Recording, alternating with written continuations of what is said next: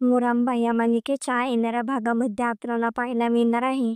अक्षय हा पाचगणीला आलेला असतो. आरोही त्याच्यासोबत असते.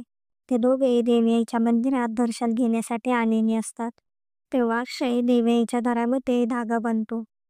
तो मनामध्ये देवयाईला म्हणत असतो, तुझ्या दारामध्ये बांधलेला धागा हा मनातल्या सगळ्या इच्छा पूर्ण करतो. आजपासून मी नवीन सुरुवात करतो.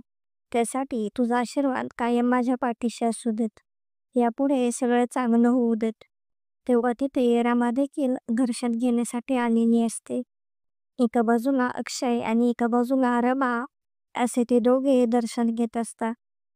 आरोही देवयाईकडे तिची आई लवकर भेटू देत यासाठी प्रार्थना करत असते. अक्षयने बांधलेला धागा हा सुटत आलेला असतो. त्याच्याकडे रमाचे लक्ष जाते. रमा तो धागा परत बांधत असते.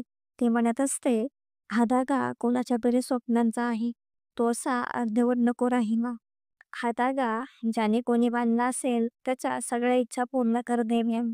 आणि माझी लेक जिथे कुठे असेल तिला कायम सुखी ठेव. असं बोलून रमा दुसरीकडे पाहत असते. तेव्हा तिथे अक्षय असतो. रमा अक्षयला पाहते.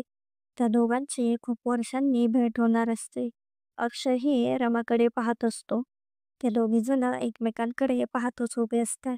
तर आता पुढे काय काय होणार आहे हे पाहणे खूपच इंटरेस्टिंग होणार आहे. असेच नवनवीन अपडेट जाणून घेण्यासाठी आपल्या चॅनलला नक्की सबस्क्राईब करा.